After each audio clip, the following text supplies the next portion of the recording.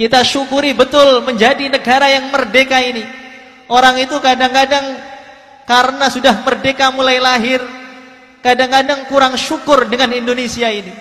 Supaya syukur, bagaimana kita lihat itu berita bagaimana di Palestina. Bagaimana anaknya pengen nyusu, ternyata ibunya sudah berangkat ke akhirat. Bagaimana orang mau nyusui anaknya, tiba-tiba masuk di mulut anaknya itu rudal. Kepalanya ada yang hilang, ada yang hidup, tapi kaki tangannya sudah hilang. Mereka tidur nggak pernah nyenyak, nyari air susah, nyari makan susah. Kita lihat itu berita-berita di Palestina, berita di Ukraina, negara-negara yang sedang perang.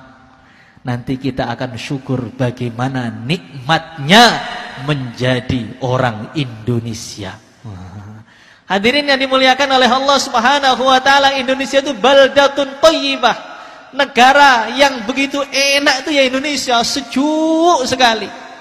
Maka orang-orang bule datang ke sini, orang Cina datang ke sini, seluruh dunia Afrika datang ke sini, orang Arab datang ke sini, semua betah di Indonesia ini. Apalagi menjadi orang Madiun, enak. Kalau orang-orang sana daerah Arab pengen nyari yang hijau-hijau, itu harus ke Swiss dulu, bayar 50 juta ke Indonesia. Tapi kalau orang Madiun, orang Jiwan ini cukup beli Pertalite 1 liter, naik ke Sarangan sudah melihat mirip dengan Swiss. Kita nggak perlu datang ke Prancis jauh-jauh, nggak perlu datang ke Amerika jauh-jauh, cukup kepleset dikit sampai Madiun, di sana sudah ada Menara Eiffel. Di Madiun juga sudah ada itu, apa namanya, Liberty juga ada. Di sana juga sudah ada Ka'bah. Lengkap. Maka negara Indonesia itu negara yang begitu istimewa, maka kita syukuri. Insya Allah kita syukuri semuanya. Hadirin yang dimuliakan oleh Allah Subhanahu wa taala, mensyukurinya itu bagaimana? Kita doakan negara kita ini. Bukan negara itu hanya dibuat guyonan, hanya dikritik, hanya dimarahi. Ini negara konoha, konohi, konohu. Jangan. Kita kalau memang risau dengan Indonesia, kita doakan Indonesia ini. Kita doakan pimpinannya, kita doakan menterinya, kita doakan kepala desanya. Hadirin yang dimuliakan oleh Allah Subhanahu wa taala, Imam Ahmad Ibnu Hanbal beliau mengatakan, kalau Allah memberi saya doa mustajab, 1 kali doa, saya akan doakan presiden. Supaya apa? Kalau presiden itu baik, maka nanti semua rakyatnya akan mendapatkan kebaikan. Maka jangan lupa habis sholat kita doakan, semoga presiden kita langkah-langkahnya benar semuanya. Semoga presiden kita tambah lurus, tambah baik.